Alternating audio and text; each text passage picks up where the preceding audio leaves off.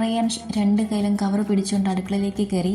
ഹരി എപ്പോഴും കയ്യിലുള്ള ഉരുളക്കിഴങ്ങിന്റെ തൊളി കളഞ്ഞുകൊണ്ട് റോഷനിയോട് സംസാരിക്കുകയാണ്. റയാൻഷിനെ കണ്ടതും അവൻ ചെയ്തിരുന്ന ജോലി ചെയ്ത് റയാൻഷിന്റെ കയ്യിലേക്ക് നോക്കി. നീ ചിക്കൻ വാങ്ങിയില്ലേ? രണ്ട് കൈയിലേക്കും മാറി മാറി നോക്കിക്കൊണ്ട് ഹരി ചോദിക്കുമ്പോൾ റയാൻഷ് മോളി.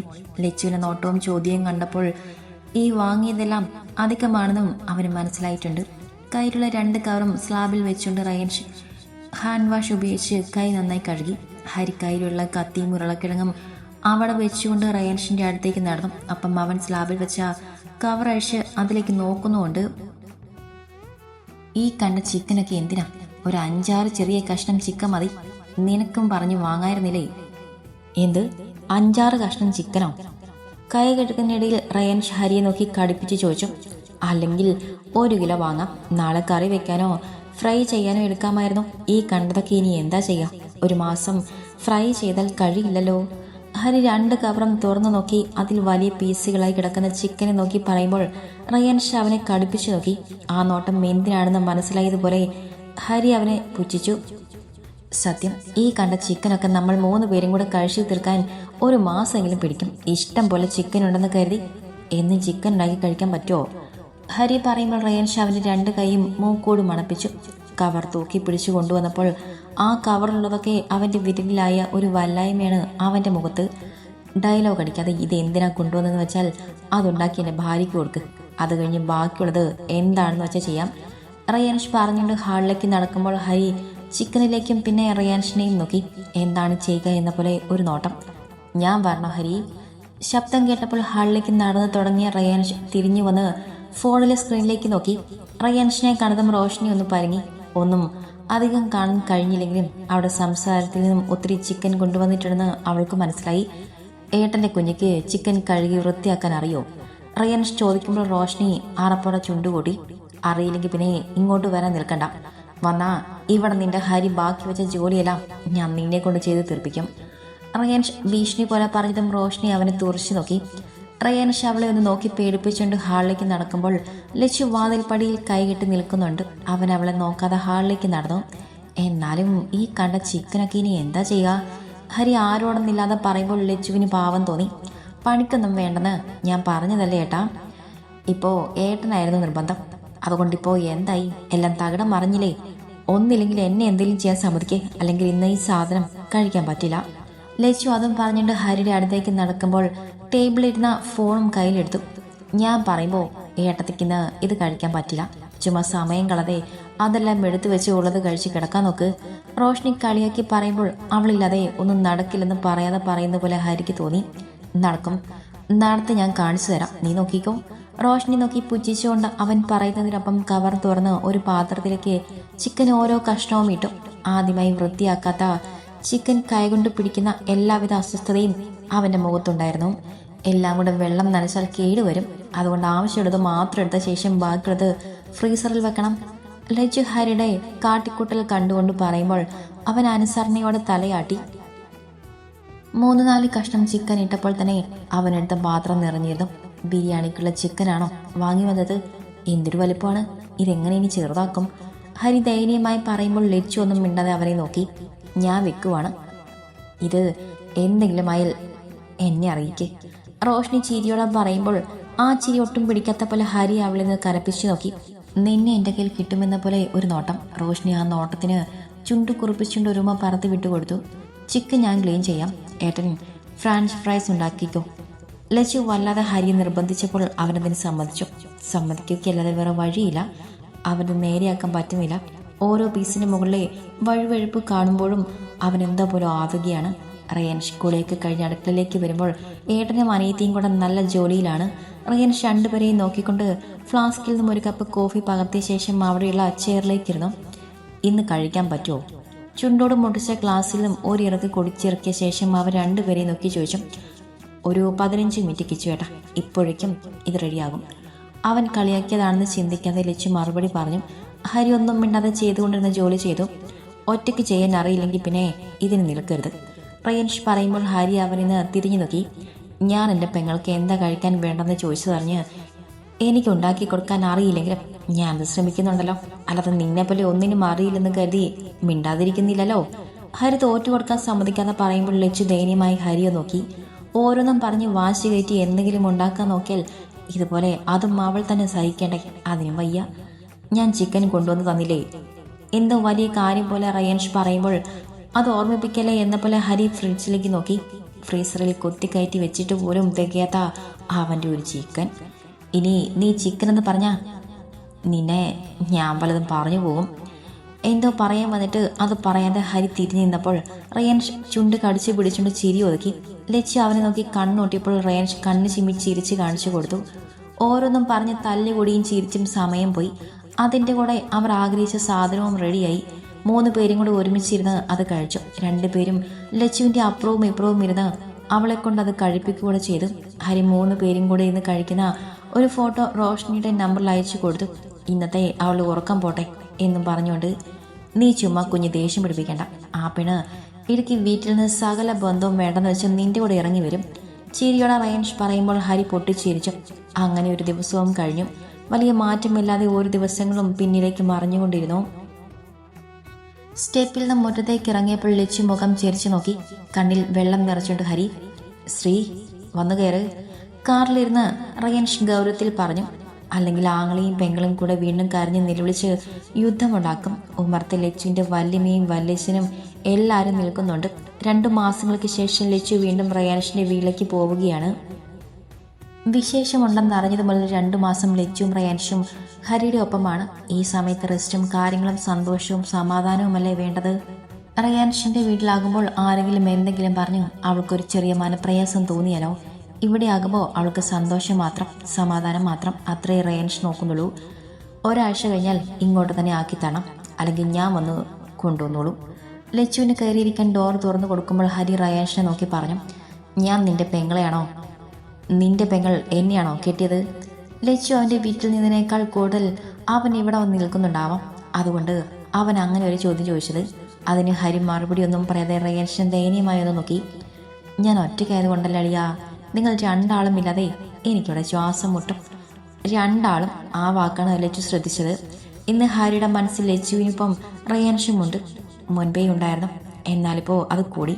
കൂട്ടുകാരനോ സഹോദരനോ അളിയനോ അങ്ങനെ ആരൊക്കെയോ ആണ് അവർ പരസ്പരം. ഞങ്ങൾ വരും. ഇത് അമ്മ ഒരു സമാധാനം തരാത്തത് കൊണ്ടാണ്. അമ്മയ്ക്ക് കാണില്ലേ ആഗ്രഹങ്ങൾ. കുറച്ച് ദിവസം നിന്നിട്ട് ഞങ്ങൾ വരാം. അതുവരെ നീ ഒറ്റയ്ക്ക് അടിച്ചു പൊളിക്ക്. റയാൻഷ് പറയുമ്പോൾ ഹരി ചിരിച്ചു. ക്ലാസ്സിനുള്ളിലൂടെ തലയിട്ട് ലച്ചുവിനെ നെറ്റിയിൽ അമർത്തി ഒരു ഉമ്മ കൊടുത്തു. എന്തുണ്ടെങ്കിലും വിളിക്കേ. ഹരി പറയുമ്പോൾ നിറഞ്ഞ കണ്ണുകളോടെ ലച്ചു തല കുലുക്കി. 1-2 ദിവസം നിന്നിട്ട് പോവുകയാണെങ്കിൽ ഇത്ര സങ്കടം ഉണ്ടാവില്ല. ഇത് അങ്ങനെയല്ലല്ലോ. 2 മാസം നിന്നിട്ട് പോകുമ്പോൾ അത് സങ്കടം തന്നെയാണ്. കാർ കണ്ണിൽ നിന്നും മറിഞ്ഞതും ഹരിയുടെ കണ്ണുകൾ വീണ്ടും നിറഞ്ഞു. അധികം വൈകാതെ അവർ 2 പേരും ഇങ്ങോട്ട് തന്നെ വരുമെന്ന് അവനറിയാം. എന്നാലും ഒരു സങ്കടം. ഹരി തിരിച്ച് അകത്തേക്ക് കയറി. സെറ്റിൽ കിടക്കുന്ന ഫോൺ റിങ് ചെയ്യുന്നുണ്ട്.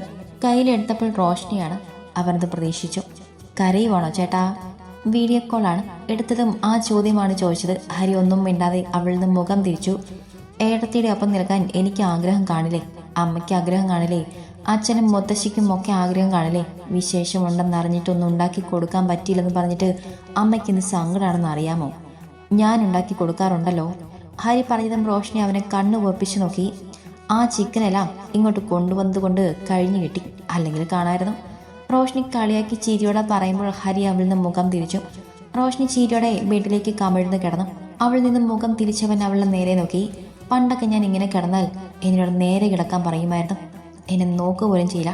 ഇപ്പം എൻ്റെ മുഖത്തേക്കല്ല കണ്ണ്, വേണ്ടാത്തടത്തേക്കാ. കഴുത്തിൻ്റെ ഭാഗത്തു നിന്ന് ടോപ്പ് ശരിയാക്കിക്കൊണ്ട് പറയുമ്പോൾ ഹരി കള്ളച്ചിരി ചിരിച്ചു. അന്നൊക്കെ എൻ്റെ ആണോ എന്ന് എനിക്ക് ഉറപ്പില്ലല്ലോ. ഇന്ന് അങ്ങനെയല്ലല്ലോ, എൻ്റെ അല്ലേ, എനിക്ക് നോക്കാം. ഹരി കള്ളച്ചിരിയോടെ പറയുമ്പോൾ റോഷ്നി അവൻ്റെ മുഖത്തേക്ക് നോക്കി. ഞാൻ ഗൂഗിൾ നോക്കി, കിസ് പഠിക്കുമായിരുന്നു. റോഷ്നി പറയുമ്പോൾ ഹരിയുടെ പോരികൻ ചുളിഞ്ഞു. പിന്നെ ചിരിയോടെ തലയാട്ടി. എന്നിട്ട് ഏതൊക്കെ കിസ് പഠിച്ചു? ഒരുപാട്.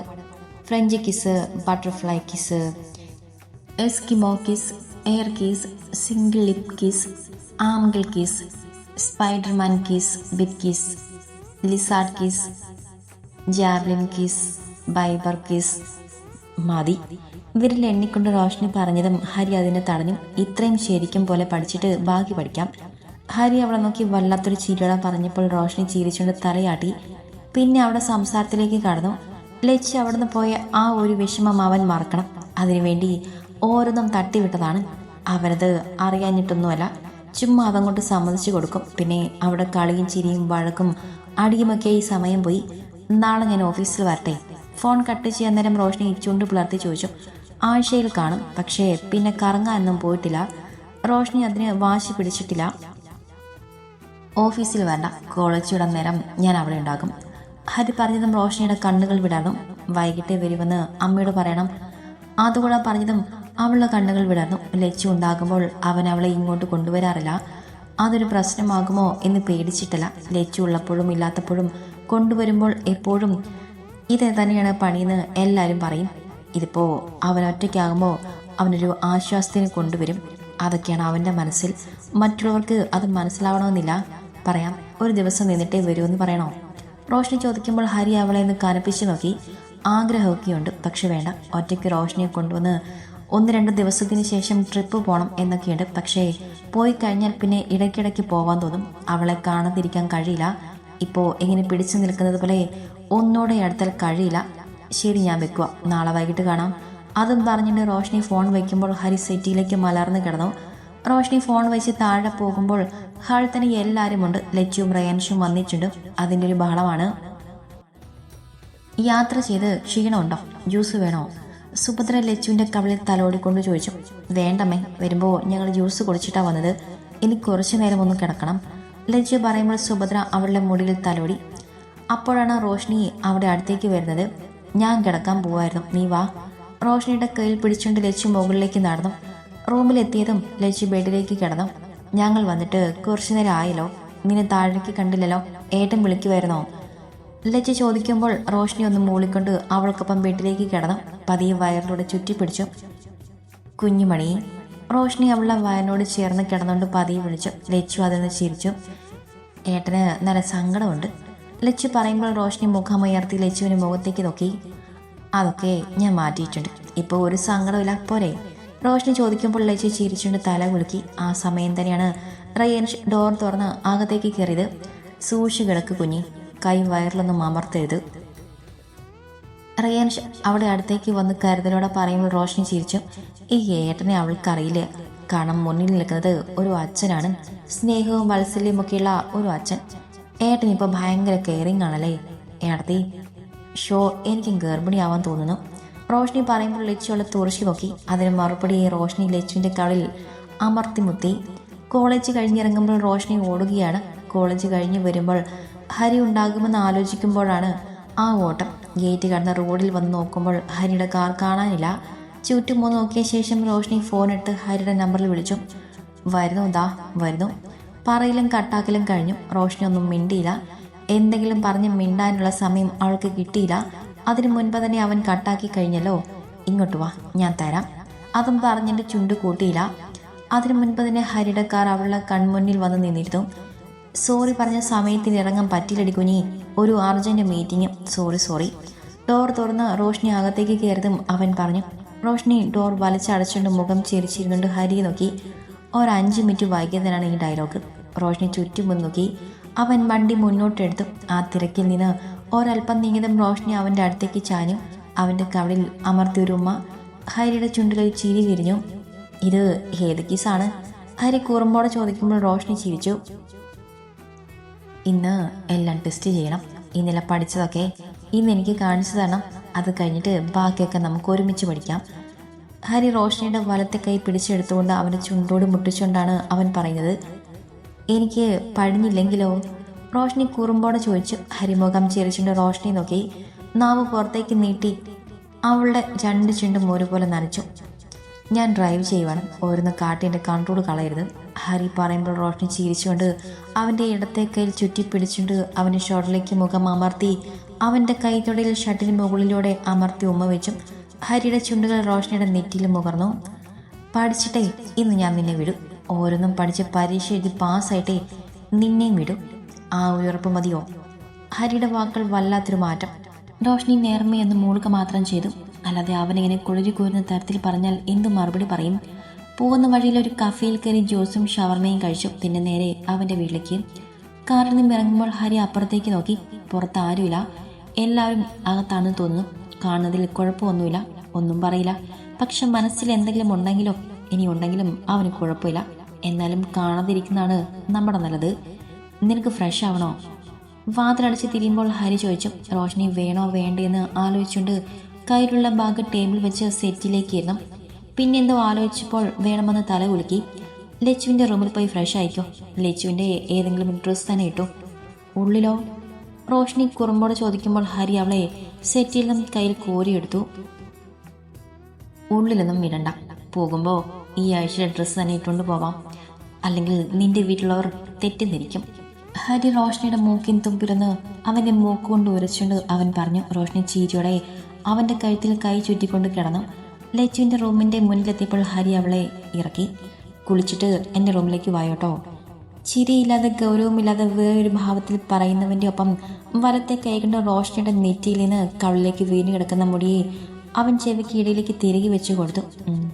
റോഷ്നി അതിനൊന്ന് മൂളി കൊടുത്തതും ഹരി അവൻ്റെ മുറിയിലേക്ക് പോയി. റോഷ്നി ലച്ചുവിൻ്റെ മുറിയിലേക്കും കയറി. കുളി കഴിഞ്ഞ് ഇറങ്ങി ലച്ചുവിൻ്റെ ഷെൽഫ് തുറന്ന് നോക്കിയപ്പോൾ എല്ലാം സാരി, പിന്നെ ചുരിദാർ, നൈറ്റ് ഇടുന്ന 2-3 നൈറ്റി ഇരിക്കുന്നുണ്ട്. അതിട്ടാൽ സർപ്രൈസ് മൊത്തം പൊളിയും. ഇതിപ്പോൾ എല്ലാം കാണാം, അതുകൊണ്ട് അതിട്ടില്ല. ബാത്ത് ടവൽ അഴിക്കാതെ ഒരു പലോസ പാൻറ് എടുത്തുകൊണ്ട് അവൾ ഹരിയുടെ റൂമിലേക്ക് നടന്നു. ചാരിക്കിടന്ന വാതിൽ തുറന്ന് അകത്തേക്ക് കയറുമ്പോൾ ബാത്റൂമിൽ നിന്നും ശബ്ദം കേൾക്കുന്നുണ്ട്. റോഷ്നി നേരെ പോയി ഷെൽഫ് തുറന്ന് ഒരു വെള്ള നിറത്തിലുള്ള ടീഷർട്ട് എടുത്തു. പിന്നെ ബാത്ത് ടവൽ അഴിച്ച് ടീഷർട്ട് ഇട്ടു, പാൻറ്റും ഇട്ടു. അതെല്ലാം ഇട്ട് കഴിഞ്ഞ് മുടി തുടയ്ക്കുമ്പോൾ ഹരി ബാത്റൂമിൽ നിന്നും ഇറങ്ങി വന്നു. ഓ ഭാഗ്യം, ഞാൻ കരുതി ഇനി ഒന്നും വിടാതെ ഇറങ്ങി വരുമോന്ന്. ഹരി നോക്കി ഒരു കള്ളച്ചിരി ചിരിച്ചുകൊണ്ട് റോഷ്നി പറയുമ്പോൾ ഹരി അവളെ മൊത്തത്തിൽ നോക്കി ശേഷം ചിരിച്ചു. ഏട്ടത്തിലെ ഷെൽഫിൽ മൊത്തം ടോപ്പാണ്, എനിക്ക് വേണ്ടായിരുന്നു. ഇതിടാൻ സുഖം. റോഷ്നി പറയുമ്പോൾ ഹരി ചിരിച്ചു. ഇനിയിപ്പോൾ 2 പേർക്കും കൂടെ ഒരു ഡ്രസ്സ് വാങ്ങിയാൽ മതി. അതുപോലെ കറക്റ്റായി കിടക്കുന്നുണ്ട്. അവനും ഫിറ്റാണ് ഇഷ്ടം, റോഷ്നിക്ക് ലൂസും. അത് 2ഉം ഒരുപോലെ ഇതിൽ പറ്റും. കണ്ണടച്ചോ, ഇല്ലെങ്കിൽ സർപ്രൈസ് പൊളിയും. ഷെൽഫിൽ നിന്നും ഇടാനുള്ള ഷോർട്സ് എടുക്കുമ്പോൾ ഹരി ചീരിയോടെ പറഞ്ഞു. ഓ നമുക്കിടയിൽ എന്തിനാ ഹരിക്കുട്ട സർപ്രൈസ്?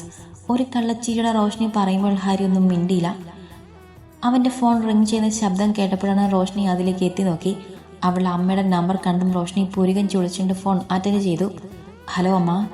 എടുത്തപട റോഷ്നി പറയുന്ന കേട്ട് ഹരി ഡ്രസ്സ് മാറ്റി തുടങ്ങി. നിന്റെ ഫോൺ എവിടെ? എൻ്റെ ഫോൺ ബാഗിലാണ്. അടിച്ചത് കണ്ടില്ല. നിനക്ക് വിളിച്ചപ്പോൾ കിട്ടാതെ ആയപ്പോൾ ഹരിയെ വിളിച്ചതാ. അധികം വൈകാനൊന്നും നിൽക്കണ്ട, വേഗം വന്നോളൂ കേട്ടോ. ആ ചെറുക്കനെ ഓരോന്നും പറഞ്ഞ് ഭ്രാന്ത് പിടിപ്പിക്കരുത് കേട്ടോ. സുഭദ്ര പറയുമ്പോൾ റോഷ്നി അതിനൊന്നും മൂളി. നിങ്ങളെവിടെ? ആ ചോദിക്കുന്നതിന് അല്പം പേടിയുള്ളതുപോലെ അവൾക്ക് തോന്നി. ഞങ്ങളിവിടെ വീട്ടിലാണമ്മേ, പേടിക്കണ്ട, വേഗം വരുമെന്ന് പറയുമ്പോൾ റോഷ്നി അവളുടെ അടുത്തേക്ക് വന്നിരുന്ന ഹരിയെ നോക്കി കണ്ണ് ചിമ്മി ചിരിച്ചു. ഹരി ഒരു ചിരിയോടെ അവൻ്റെ മടിയിലേക്ക് കണ്ണ് കാണിച്ചതും റോഷ്നി ബെഡിൽ നിന്നും എഴുന്നേറ്റ് അവൻ്റെ മടിയിലേക്ക് ഇരുന്നു. അപ്പുറത്തേക്കും ഇപ്പുറത്തേക്കും കാലിട്ടുകൊണ്ട് മുഖം അവൻ്റെ നേരെ കൊണ്ടുവന്നുകൊണ്ട് ഒരിരിപ്പ്. എനിക്കെന്തിനാ പേടി? എനിക്കൊരു പേടിയില്ല. സൂക്ഷിച്ചാൽ നിങ്ങൾക്ക് കൊള്ളാം, അല്ലാതെ എനിക്കെന്താ? ഓ ഞങ്ങൾക്കെന്ത്?